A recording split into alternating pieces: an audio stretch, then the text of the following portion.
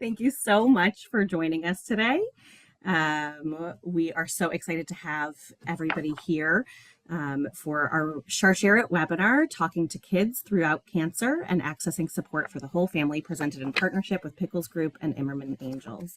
I'm Amy Sachs, California Support Program Manager at Sharsheret. For those of you who don't know about Sharsheret, we help women and families facing breast and ovarian cancer, as well as those who are at elevated genetic risk through free, confidential, and personalized support and resources. It's important to note today, since our partners today serve all cancers, that someone with a different type of cancer calls us, we won't turn you away. Just know that some of our resources aren't going to be the best fit, but we will always provide some support through our team of social workers and refer you in the right direction for anything that isn't a good fit for you. In addition to our virtual services that can be found on our website or by emailing us, you can also access prior webinars on a range of cancer-related topics, as well as access our calendar of upcoming virtual events and programs through our website. The link for that will be in the chat. Before we begin, just a few housekeeping items. Today's webinar is being recorded and will be posted on Sharsheret's website along with a transcript. Participants' faces and names will not be in the recording as long as you remain muted. If you would like to remain private, you can turn off your video and rename yourself, or you can call into the webinar. Instructions for that are in the chat box now. You may have also noticed that you were all muted upon entry, so please keep yourself on mute throughout the call. If you have questions for our presenters, you can put them in the chat box openly to everyone, or click on Sharsheret in the chat box to submit a private question, and I'll ask them throughout the program. We also received a couple questions in advance, so we will do our best to get to as many questions as we can. And we will send up a follow-up email from today's webinar with the recording and any other resources and links and contact information in the next week or so. As we move into the webinar itself, I also want to remind you that Sharsheret is a national not-for-profit cancer support and education organization and does not provide any medical advice. If you have any questions that are specific to your medical care, we advise you to speak with your medical provider. Always seek the advice of your physician or qualified health provider with any questions that you may have regarding a medical condition. We're so excited to bring you today's webinar. We want to thank our generous sponsors, GSK, Daiichi Sankyo, and the Cooperative Agreement DP 19-1906 from the Centers for Disease Control and Prevention, whose support allows us to create and provide important educational programming like today's webinar.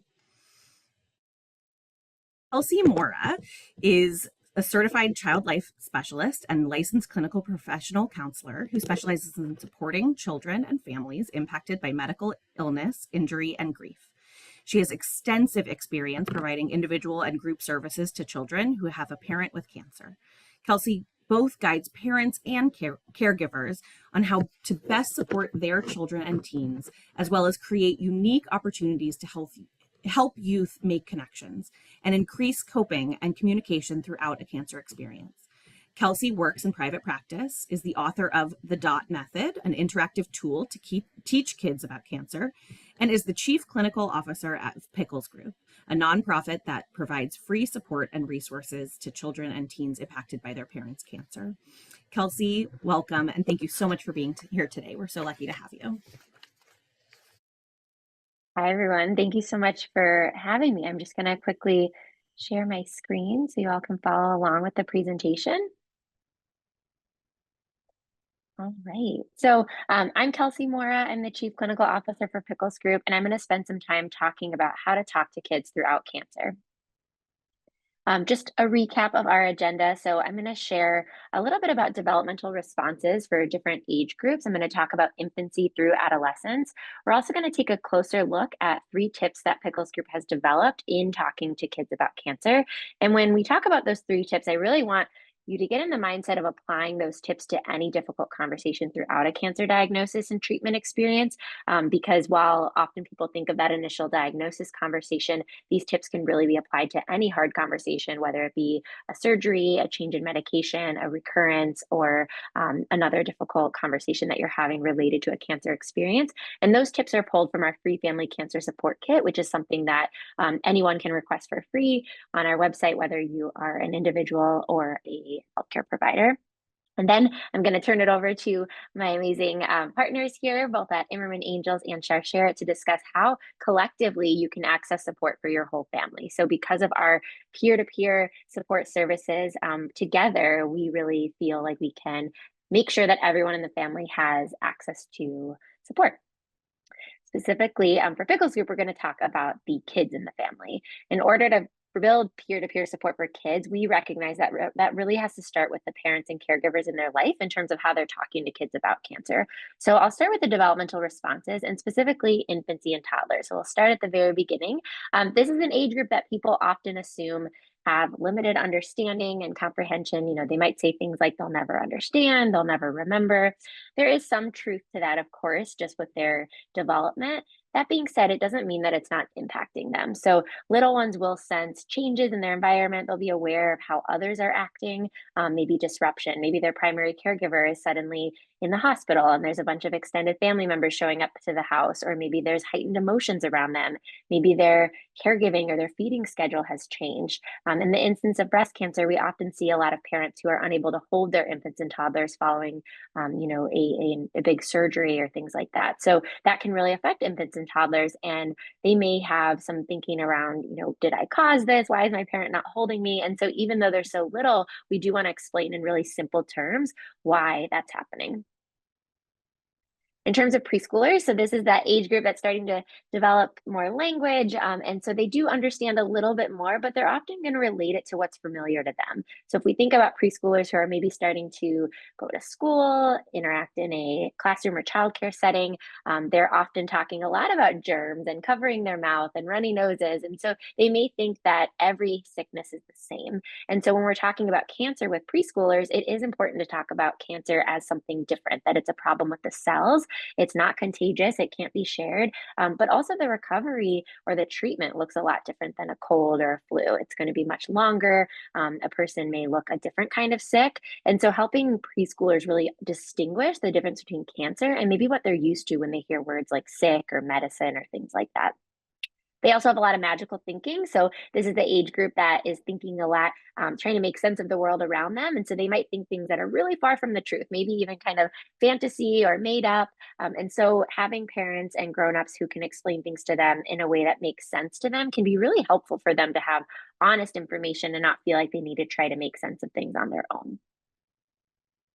And then we have the elementary age range. So these are kids who are going to school, they're interacting with peers more regularly. And so they also can understand more, but this is when they might have misinformation. They might not feel like they can ask their questions. So they might ask questions to maybe a friend or maybe someone who's not familiar with the situation, or in a family that has access to internet and technology, it might be a kiddo who's searching things on their own. And so it's really important to have those conversations together and to monitor where they're getting their information and to also show them that it's an okay thing to talk about in the family. So this is really important for those kids who are leaving the house and interacting with others, because if their trusted adults aren't the ones telling them, they might find out from someone else who comments about their parents' appearance or their parents not being present or things like that.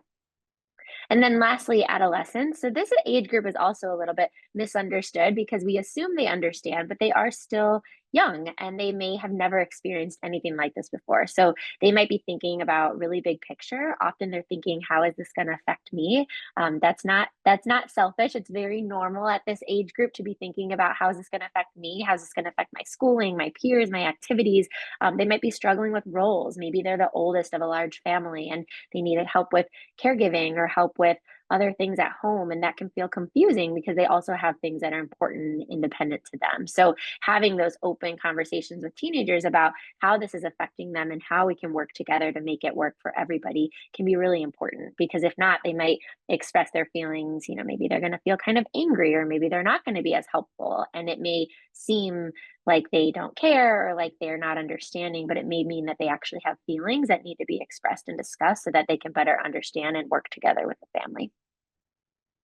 So now I'm going to pivot away from those age ranges and really talk about these 3 tips that can be applied to every age group and every difficult conversation. And as I said before, these 3 guiding tips come from the image that you see on the screen. This is our Family Cancer Support Kit, and that's a resource that's free through Pickles Group, and it's available both in English and Spanish. So the 3 tips that we focus on are sharing information, sharing expectations, and sharing feelings. And I'm going to break each of those down a bit further. So I'll start with sharing information. So often as a parent or caregiver, you might be thinking, what do I tell my kids, or where do I begin? And so it can be really helpful to think about how to set up conversations. And sometimes parents are worried, if I set up a big sit down conversation, is it going to feel more intense than it is? And truthfully, it is intense. So it's okay for it to feel like a different conversation. It's different than a regular daily conversation, but also it creates some predictability and some structure around how these conversations are held. And so we do want to try to aim for a time when kids are maybe well rested or well fed, maybe not rushing between things, maybe not right before bed. So really thinking about where this should take place, when, who could be there. So if you're the primary adult that's going to be having this conversation, is there someone who can be with you? Is there a co-parent? Is there a partner? Is there a relative, a friend, so that you have an adult companion to help you with those conversations? And then it's really important to give kids what I call a warning or a heads up. So saying something like, I have something important to talk to you about or serious to talk to you about. And that can just help kids tune in a little bit differently, that the conversation that's coming next is different than a regular conversation. We do want to think about not only who the kid is today, but kind of who they'll grow into. And so even if kids are little, but we know that this cancer experience is going to span their development, we want them to get older and be able to say, I'm so glad I knew and understood, rather than I wished I had known. So we just start a conversation and then we can build on it. It's not a one and done conversation. These conversations evolve. And when you establish how information is delivered and create that openness and honesty, it makes for really supportive subsequent conversations. So it can be helpful to use real words. So what do I mean by that? I talked a little bit about the difference between sickness and cancer. Not every family is comfortable using the word cancer, and that's okay. Sometimes my response to that is like, the risk is that they may hear cancer from someone else, and that may disrupt trust. Like, why didn't I hear that word from my parents? But it is okay to talk about cancer as a problem with the cells, and then communicate with other adults in the family how you're talking about it with your kids. Keeping in mind that I don't know is a real answer too. So if kids are asking really hard questions that you don't know the answer to, or you're not ready to answer, you can always say, that's a great question. I don't know the answer to that, but let's find out together. Or as soon as I do, I'll come back and talk about it. And then, of course, following their lead. So when you're trying to think, how much do I tell them? So we've talked about how to start a conversation, but how much do I need to tell them? Really asking yourself, what do my kids need to know right now?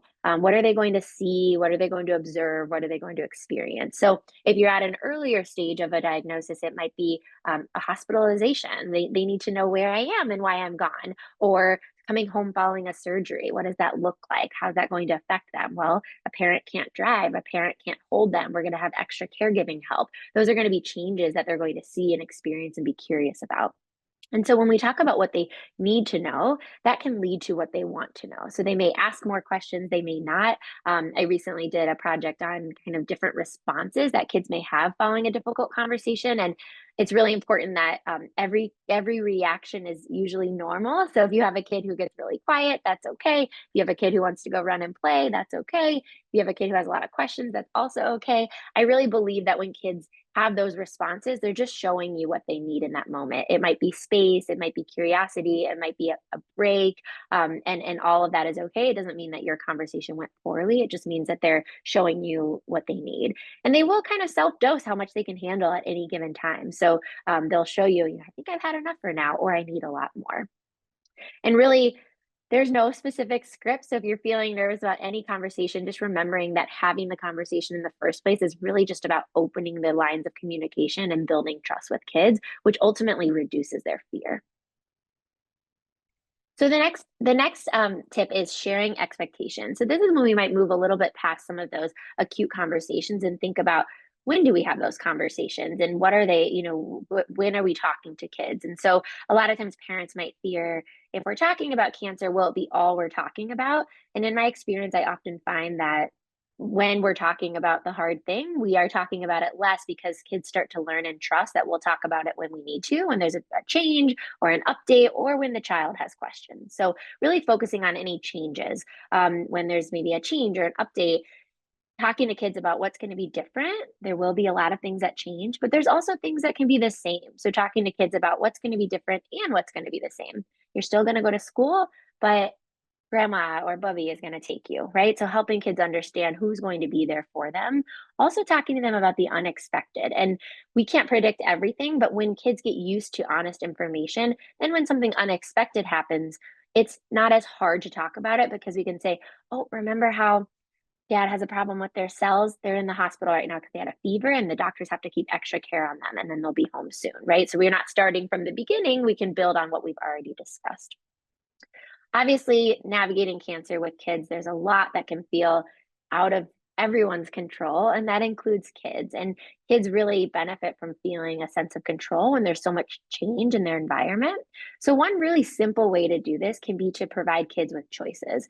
It can be really simple choices that have nothing to do with the cancer. It might just be, do you want the red bowl or the green bowl, right? It just helps them feel like they have control over something. And we want to make sure that the choices you're giving them are favorable choices. Like you're okay with either thing that they pick.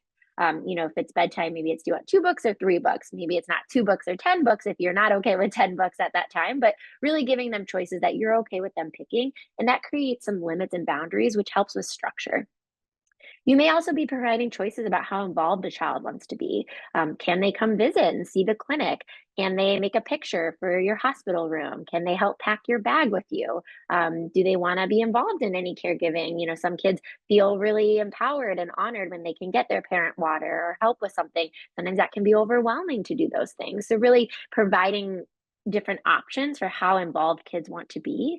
And also, for older kids, choices can still be really helpful. They might be, homework's not a choice. Do you want to do it now or in an hour, right? The homework is a thing that still has to happen, but can we choose when we do it or how we do it? So, usually, any situation has some level of choice, and trying to tease out what that is can really help kids feel empowered and that they have some agency and autonomy to make decisions for themselves.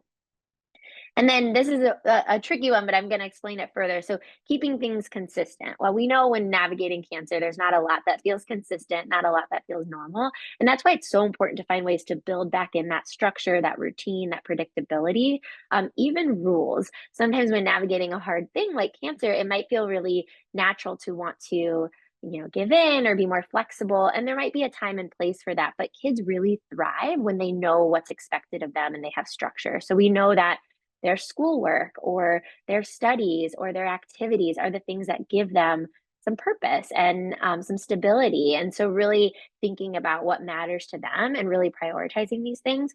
Also, as a parent, giving you the opportunity to parent your child. So, I've worked with families where kids are worried about bothering their parent with homework or friends, they don't want to, bother them because they have so much going on with the cancer. And often parents want nothing more than to feel like that normal parent. And so being able to have those normal connection moments, both for kids and for parents, can be really, really healing and supportive for everyone.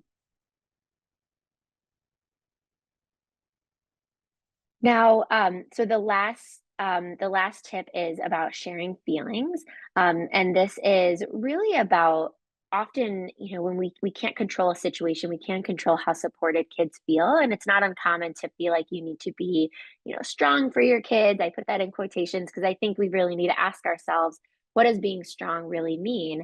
And it can be really helpful for kids to know that all feelings are okay and to see that in their trusted adults. So being strong might actually be modeling for your children different ways to feel, and acknowledging that the range of those feelings is okay. Even playing and being joyful and having laughter and fun moments can be really important. And that way, kids know that it's okay to still have fun. It's okay to play. It's okay to feel natural and normal and have moments where I'm feeling kind of sad and disappointed. And I wish that you could play more with me or things like that. So, modeling that for children can look like increasing your own communication and saying things like, I feel sad because I need to go to the hospital today and I wish I could be at your performance. Or I feel disappointed because dad's not feeling well and I'm going to make him a card, or I'm going to take a deep breath, or I'm going to find something that we can all do together, right? So, really working with kids to practice coping skills. There might not always be solutions, but there will always be a support, and kids often need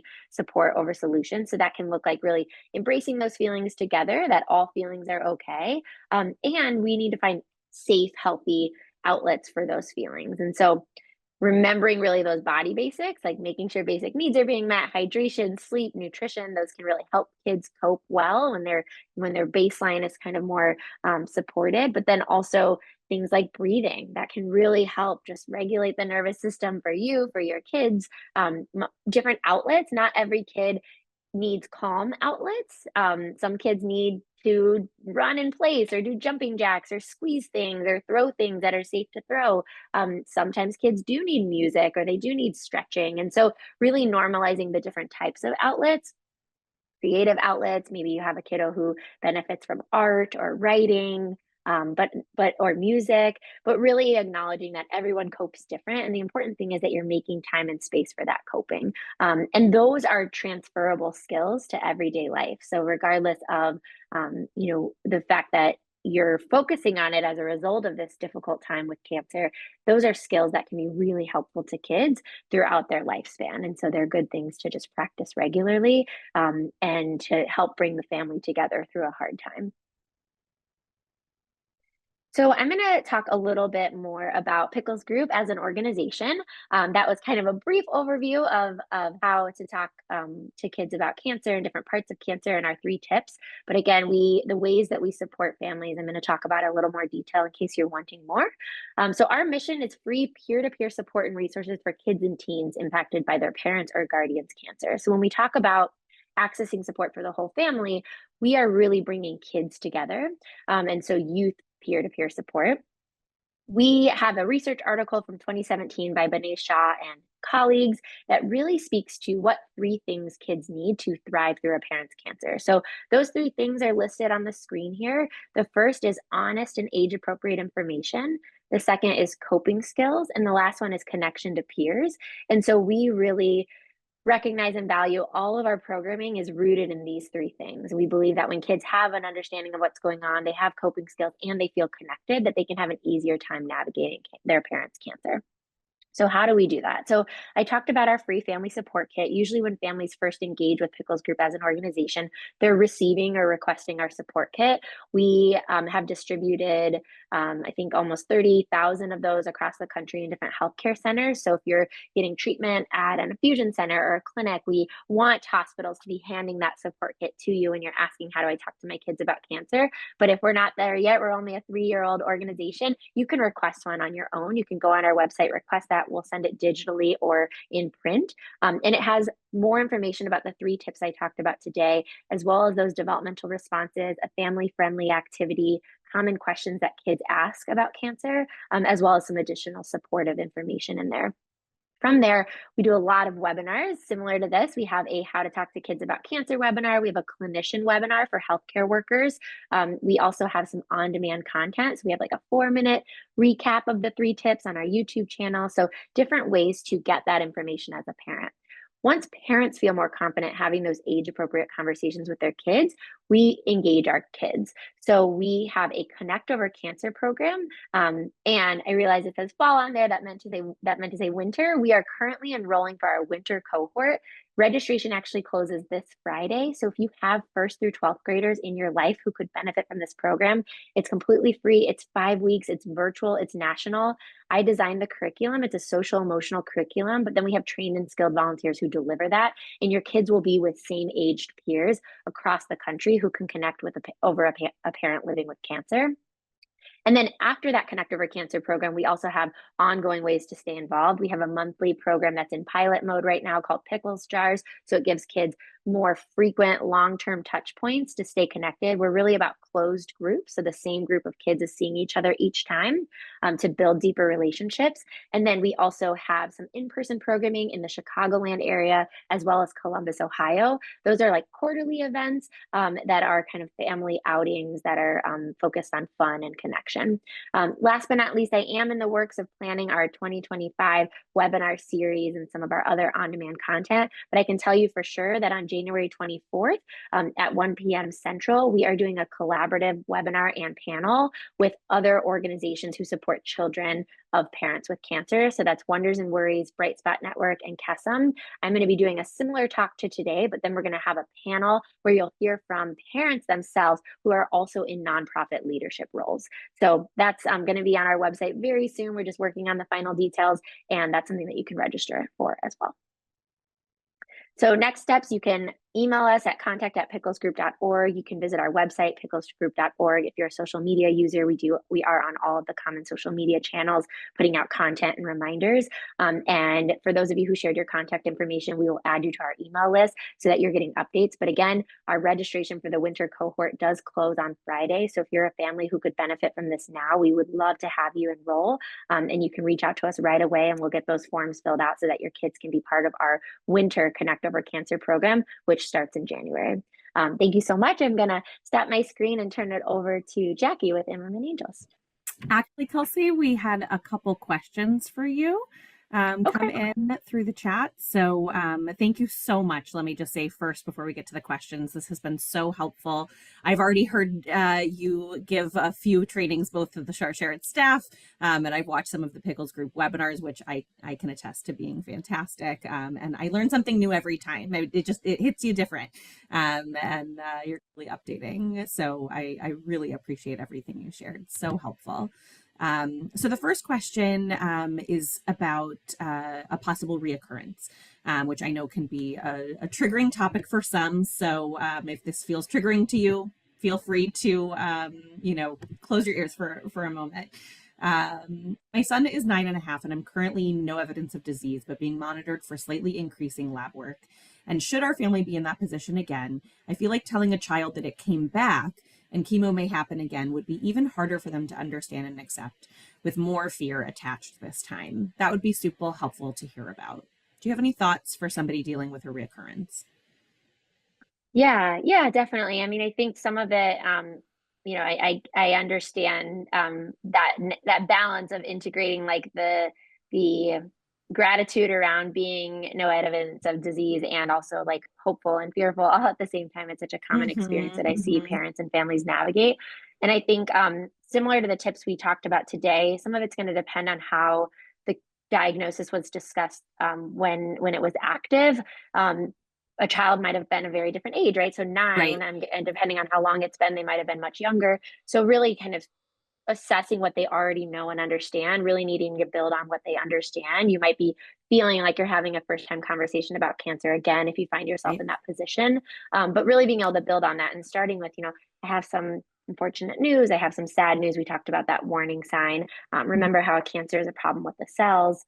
I had all of that medicine and it really did get rid of those cells, but I had another test or I had, explaining however it was found and there's some cancer cells in my body again. So, right. So explaining, going backwards, whatever they understood, giving a warning, giving a really simple but honest matter of fact explanation, and then talking about what they need to know right now. So again, if there's a treatment plan already, or if you're waiting for more information from the doctors, but you're telling them now because they're picking up on, the disruption with doctor's appointments or your mood or energy, all timing is okay for your family, but that may Yeah. dictate how you're, what's coming next. But then explaining to kids, like, here's what we know, right? And also really following the doctor's leads. Like we're learning from the medical team about a medication that we can take this time, or a surgery, or whatever that treatment might be. So again, it's applying those 3 tips to the same, to different conversations. Love how applicable Yeah, they are. It's so, so helpful. That's great. Thank yeah. you. Okay, the next question. My son is a 28-year-old developmentally delayed individual, and I'm dealing with a metastatic breast cancer diagnosis. So not sure how to make him understand. I also haven't told my elderly parents. So this might be a question for Jackie, who's going to be talking about communicating with caregivers. And I'm an only child, and my son is their only grandchild. So I just haven't been able to bring myself to tell them of my diagnosis. So maybe you can focus on the 28-year-old or just kind of developmentally delayed children at any age. Maybe we'll save the second half for Jackie next. Yeah. Yeah. I mean, obviously, your child best, and neurodiversity can look so different in neurotypes. So it's really going to depend on maybe how you've adapted delivering information throughout their lifespan. I'm sure there's techniques and tips that have been learned over the years with all interactions and conversations. It may be adjusting that conversation to their developmental level. So when I was talking about different developmental stages, I was talking about neurotypical youth. And so it may mean that if you have a 28-year-old who's neurodivergent and maybe identifies, intellectually or cognitively at a lower level, you may be using a much simpler language. There are a lot of books available. We list many on our website. So if you go to programs and learn, I can even add this in the chat. We have a link, and we don't want to have an exhaustive list because we know it can be overwhelming for parents and caregivers, but we do have some children's books. And there is actually one that's intended for, I believe it's for autistic children, but it is for neurodivergent children. It's kind of more of a social story. So depending again on his level of cognition, you might be using books or hands-on tools. The dot method that I wrote is a hands-on tool, and so that can be helpful if you have more of a tactile learner. So really just depends. It's a lot about adapting and modifying the information to their development. Great. Thank you so much. And I will add that our youth programming, while it goes to 18, we have a disability inclusion criteria that goes up to like 22. And so if we have a kid who's in like transitional education programs, we would include them. We just have a few extra steps that we tend to take to make sure it's the right fit for everybody. A good fit. Absolutely. And I will just spoiler alert for my section at the end, share that we do have, as part of our Busy Box program for children, we do have a special book that we will send to anybody who has a child with special needs, which is maybe the same book you guys refer to. So definitely, whoever put this in the chat, please, get in touch with us, and we would love to send you this book because it might be a good fit. And then this is a little specific, but because it might be helpful for more people who hopefully are signing up by Friday for the next cohort. Somebody who did register for the 5-week program asked, will us parents receive a more in-depth outline of the course? Thank you so much. Yes. So if you are enrolled in the course, you will get a lot of information, both emailed to you and mailed to you. So you'll receive an actual packet in the mail. It's a bound workbook that has all of the activities, as well as question prompts for parents, the themes, as well as a lot of detailed emails from Cam, who's our program director. So we're in like the crunch mode of trying to get all of our last families and youth enrolled. The number is ticking up quite rapidly. And so once we have those groups formed, there will be a lot of information that's coming out, including there's also a optional like parent virtual like onboarding meeting as well. Perfect. So hopefully the number will keep ticking up after today's webinar. Thank you so much, Kelsey. Like I said, it's been so helpful having you present. Now I'd like to welcome Jackie Harrigot from Imerman Angels to share a bit about how Imerman Angels can help support you and your loved ones. Jackie has been with Imerman Angels since 2012. She's been a caregiver to several loved ones with cancer, including her sister, who's currently fighting stage 4 breast cancer and is a Lynch syndrome carrier. Jackie has also dealt with a personal skin cancer diagnosis as well. Losing many family members to cancer and caring for them while battling cancer herself has fueled her passion for the Imerman Angels mission. As Director of Partnerships and Engagement, she oversees the Mentor Angel training process, the community events, and the organization's outreach and engagement efforts. Jackie was responsible for the creation of the outreach initiative at Imerman Angels. Additionally, she established the Global Ambassador Initiative, comprised of volunteers who have dedicated their time to spread awareness about the Imerman Angels mission. Her professional goals aim to continue fostering a strong and diverse cancer community, strengthening partnerships with cancer organizations, cancer centers, and hospitals to expand the reach of the Imerman Angels mission. She holds a Bachelor of Arts in Psychology from Northeastern Illinois University, has worked in the fields of animal training, I want to hear more about that, customer service, and education. Her diverse background has proven beneficial for her role with Imerman Angels. Jackie, thank you so much. We're so lucky to have you today.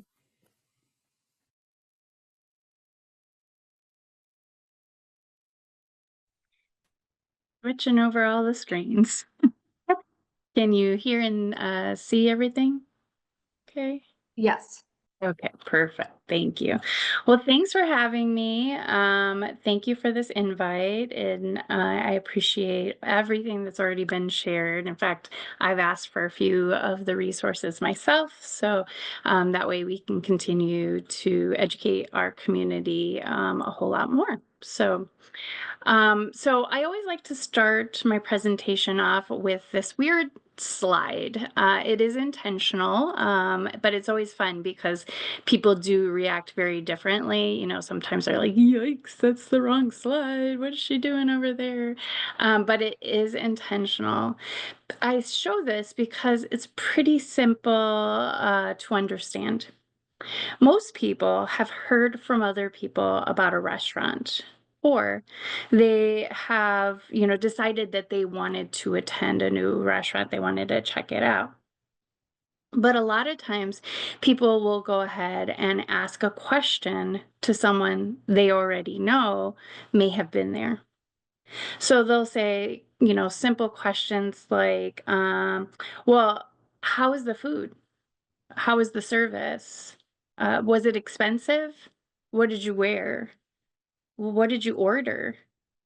And maybe where did you park? And my most favorite question is, how was the dessert? So you see, you have questions about a restaurant. So of course, if somebody gets diagnosed with cancer, they too are going to want to talk to someone who's been there. Their questions may look different, of course, and obviously pertaining to this particular webinar, your focus may be like, how do I go through this diagnosis and help support my kids? How will I be able to go through my treatments and get them to school? You'll have so many questions of like, will I be able to continue to work and go through cancer? And does anybody really understand what I'm going through? And if you're a caregiver, you too will have questions. How do I help my loved one get through this experience? And if you're a parent caregiving with this person diagnosed, you too are going to have concerns about your children's well-being and how do you all get through this experience? And if you're a previvor, somebody that has a genetic mutation, you may wonder, because you've already seen a lot of family members go through this, what does that look like for you? Should you have prophylactic procedures? Should you not? Should you talk to your kids about it? All of these questions. And so I'm telling you that people are having these questions every single day. It's not just you. We know that people are feeling more isolated and alone now more than ever.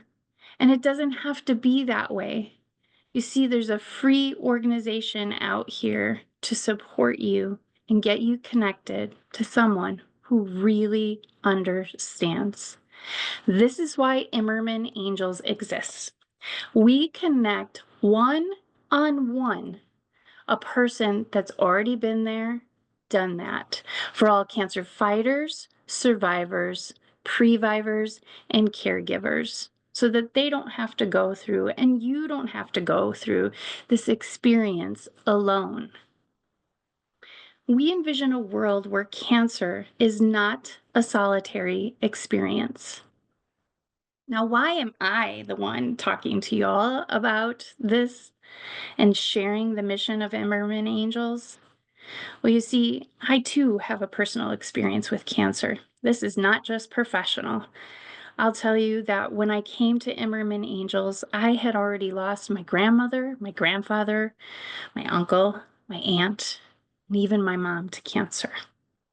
So with me, I had so much pain, but Imerman Angels allowed that to turn into power. You see, I was able to lend this experience, this empathy, all of that to someone else that was newly going through this experience as a caregiver. I knew that I didn't have the money to fund a cure, and I knew that I didn't have the brain to find the cure.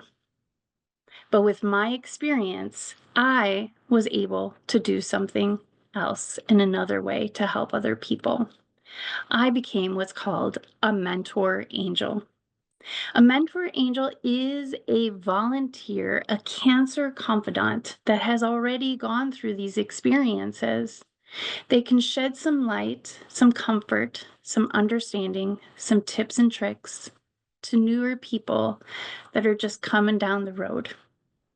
You see, we believe that mentor angels too gain trauma mastery over what they have already experienced. So it's a gift for mentors as well as it is for someone just needing that extra support. So a mentor angel may share a tip about how did they talk to their children about cancer? How, as a caregiver, did they help get their kids to school and get their loved one to their treatments? How did they continue to work? These are all questions that come to us every single day from around the world, and we get people connected to someone who's had that actual lived experience.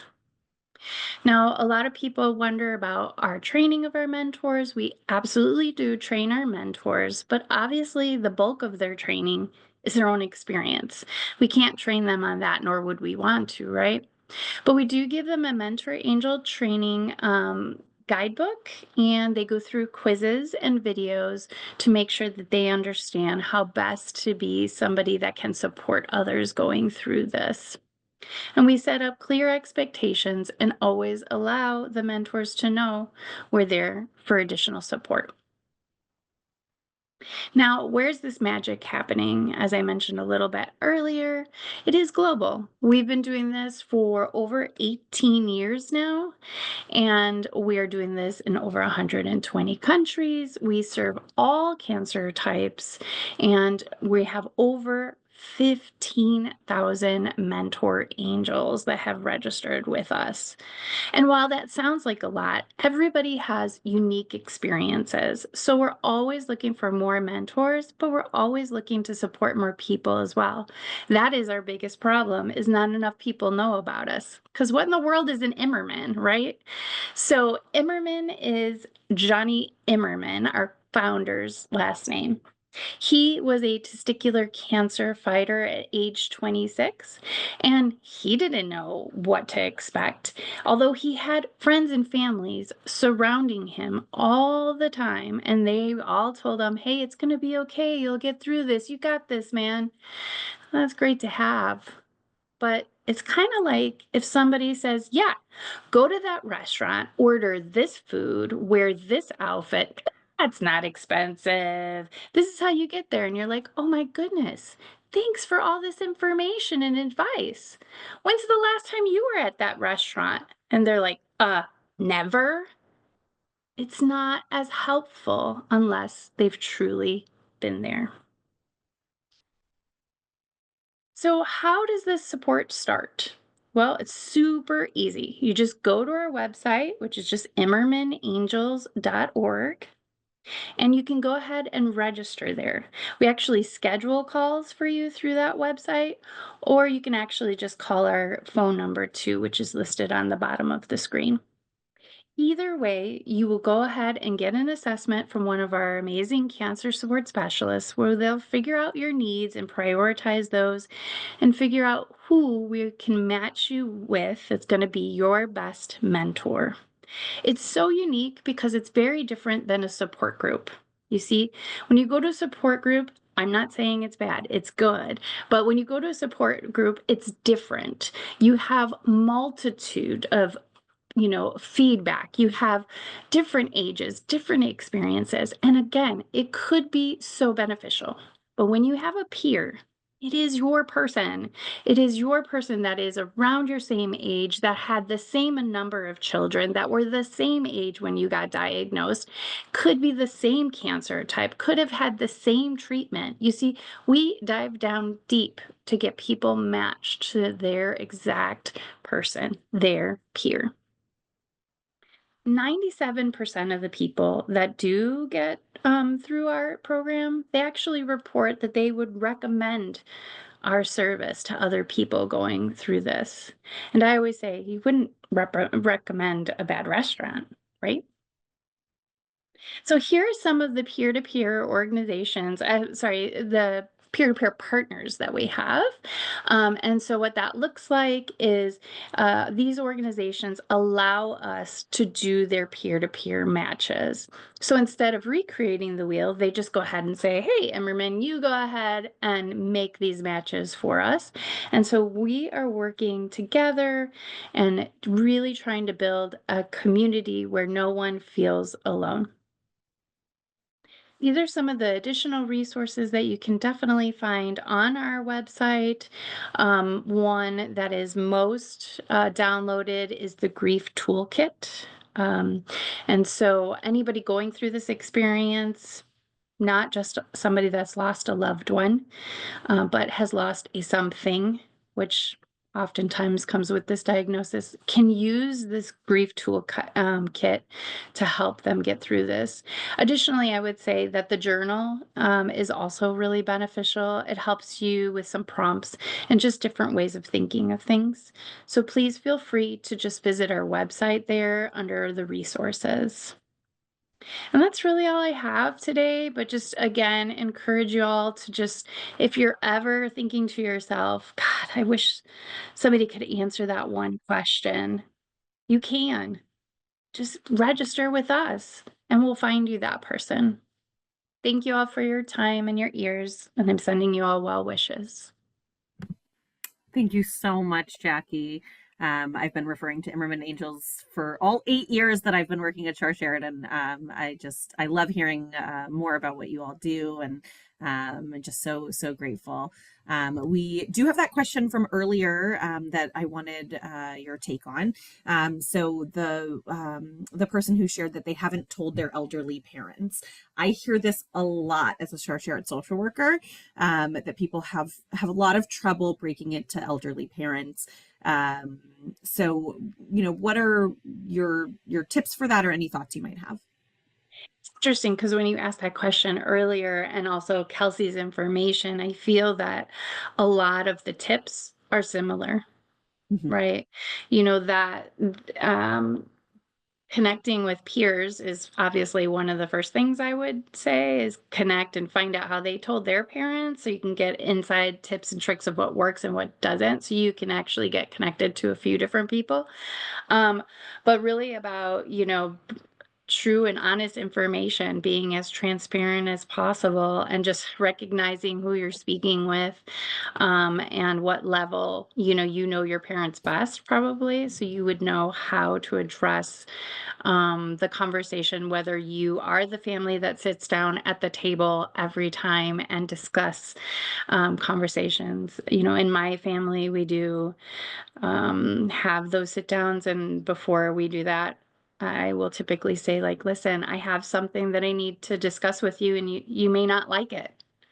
I mean, that's the truth, right? So being as open and honest as possible, and just, reading the room a bit and figuring out where are they at this time, to give them the information. But from experience working in the organization, as long as I have had this experience, I would say that I have heard over and over again that caregivers that have not had the conversation about cancer, they feel very, like, I would say, challenged with the relation moving forward if they find out a different way that the person has had cancer. So I would just say, just be open, honest, and take it slow. There's no rush into diving into the conversation, but break it in there slowly if that's who you're dealing with. I so appreciate what you said about, think about the relationship and how you deal with these things in your family. I always tell people, family dynamics don't change when cancer comes in. They often get even more entrenched, right? And so in my family, we had like the sitting room. We only really used either when guests came over or when we had to have a serious chat, right? And so I kind of hated that room growing up, right? Because I always knew some bad news was coming if we went into that room to sit down. So I totally agree. Like, calling upon what you know about your family, whether it's children or other family members or other loved ones, and fitting it into that framework, I think is so important. Thank you. And I also know that sometimes when somebody comes to me with a question like this, I refer them to Imerman Angels, because your caregiver, mentor angels are so fantastic, and it's one of the only programs out there like it where caregivers can get matched up with a resource. So, I mean, with a peer mentor. So, often when I'm talking to the parent of somebody going through cancer, I refer them to Imerman Angels because they can get matched with another parent whose child has gone through cancer. And it's so beneficial. So thank you so much, Jackie. We're really just so lucky to have longstanding partnerships with both of these fantastic organizations. I know that I and the rest of our team of social workers refer to both of these organizations every single day. So we're just really grateful to the support that both of you give to our community. So for those of you who might be joining from those two organizations and don't know about Sharsheret, I am going to share my screen to tell you just a little bit more about what Sharsheret can offer. So forgive me one second. Okay, so similar to Imerman Angels, we do have a peer support network. We really match people as specifically as possible to the issue they want to discuss. And sometimes you want one peer supporter from us and one peer supporter from them. That's okay. We also do have our family focus program, which is really geared towards the needs of caregivers. And we use the term caregiver very loosely. So anybody who cares about you is going through this with you. We have a packet of materials with some gifts that we send to them. We also have our Facebook group, which is another really great way to get peer support from other caregivers who are going through it. We also have Facebook groups for people who are going through cancer or hereditary risk. And then we have our Busy Box, which I mentioned earlier, has a storybook that explains cancer at a child's level. And we have different versions of that. So we have the typical, just a book about cancer. We also have a book about prophylactic surgery for somebody who might be doing that. And we also have a book, like I mentioned earlier, that is really geared towards those with special needs. Each Busy Box is packed with toys based on each child's ages and interests, and also parenting resources for the parents. We have that is really up to age 12 because we know after that they kind of stop playing with toys. So then for teens, we do have our teen packet, and also for teens, we have Sharsheret's newer offering a film called My Second Backpack: How to Best Support Your Friends in Meaningful Ways, which was developed in accordance with the vision of Sherry Helfand Wiener to help teenagers learn how they can help friends who are facing difficult situations. So sometimes we do this, one-on-one. We share it with, somebody who's currently going through cancer. Sometimes we help, arrange a program like this at a school. So either is possible. Sharsheret approaches this topic using the lenses of breast and ovarian cancer, but the strategies explored in the film really work effectively for peers whose lives are affected by other cancers or other issues as well. The film is not intended to be viewed on its own. Rather, it's intended to serve as a prompt for discussion with an adult. We recommend adults view the film at least once prior to watching it together with the teens. The discussion guide highlights 5 key concepts raised in and by the film, and depending on how the discussion goes, you'll choose which topics to really hit on. So if you're interested in any of these programs, you can contact our clinical team to learn more. There'll be information in the chat for that. Also, for young adults ages 18 to 25, we have Sharsheret's Young Adult Caring Corner, which is here to help you understand your loved one's diagnosis, how you can help even from afar. We have a lot of young adults who maybe are away at college when their loved one is going through cancer. So, how to take care of yourself while still caring for them. Our YOD Buddy system matches young adults ages 18 to 25 with someone who has also experienced a loved one's diagnosis of breast or ovarian cancer around the same age. And just like our peer support program, we often hear that the act of being a supportive buddy can be just as, if not more powerful than getting the support. So if you have a young adult in your family that would like to get or give support in this way, please consider connecting them through the link in the chat. And big thank you to Joy and Michael Goldsmith for their sponsorship and leadership in helping us create this program. Then our Embrace program is, all of the above and more, but really specifically geared towards people with a metastatic diagnosis, as was mentioned earlier in the chat, because we know, once cancer becomes a chronic issue, then, the needs change. And so our resources and our support that we offer does as well. And then we also have different resources for kids who are, thinking about community service projects to give back. So most of these are often done in the Sharsheret world around a bar mitzvah, since most young adults weave in chesed or community service component into their celebrations. But I've worked with many kids who plan, whether it's a Valentine's Day bake sale or bring Sharsheret to their school, maybe for My Second Backpack or another event. Maybe to pack care kits for local chemo centers or even a lacrosse tournament. Whatever they'd like to do that's in line with their specific interests, we can make into a Sharsheret program and give them Sharsheret materials to share with people, giveaways, things like that. And through these projects, kids who have been personally affected by cancer and their families have the opportunity to take part in the Jewish concept of gimilu chasadim, or giving to others with loving kindness, which can be so healing for them. But like I said, if they don't identify as Jewish, we are here for absolutely everybody, regardless of background. And so, they can get in touch.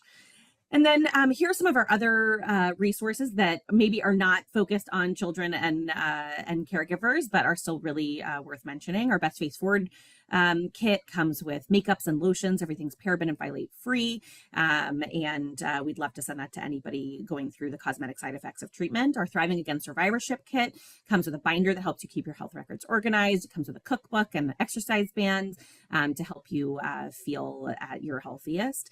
We do have a lot of genetic support and resources. We have 2 genetic counselors who are fantastic. I learn so much from them every time. And we do have limited and focused financial assistance for scalp cooling, wigs, and tattooing. So thank you so much to our partners, to Kelsey and Jackie. I know I learned so much from everything you both shared, and I'm sure everyone else did watching as well. We absolutely recommend that you follow our partners, Pickles Group and Imerman Angels, on social media, and get on their listservs to learn more about the things they offer. I also want to thank our sponsors, GSK, Daiichi Sankyo, and the Cooperative Agreement DP 19-1906 from the Centers for Disease Control and Prevention for their generous support. Please take a moment to fill out our brief evaluation survey that's linked in the chat box now. Evaluations really do inform our future programming, so we really appreciate you taking just a couple minutes to fill that out. Please never forget that our social workers and genetic counselors are here for you and your loved ones. Sharsheret provides emotional support, mental health counseling, and other programs designed to help navigate you through the cancer experience. And everything we do is free, completely private, one-on-one. And our number, 866-474-2774, is available to everyone. And you can email us at clinicalstaff@sharsheret.org to get in contact with a social worker. You can also email me at asax@sharsheret.org. Just let me know where you're located so I can make sure to make the right introduction for you. I do want to share an exciting webinar that we have planned soon on January 25th, Music and Movement. The link to register is in the chat. Everybody who joins those loves them. They are so much fun, and it's just a nice way, even if you don't feel like getting up, out of your chair, just feeling the vibes is great too. So please join us for that, and check out our website regularly to see what other topics are coming up. The link for that is in the chat as well. And you can also access the recordings and transcripts for all of our past webinars. Soon this one will be up on the website as well. And the link for that is in the chat. So from all of us at Sharsheret, Pickles Group, and Imerman Angels, thank you so much for joining us today. We wish you all a wonderful holiday season.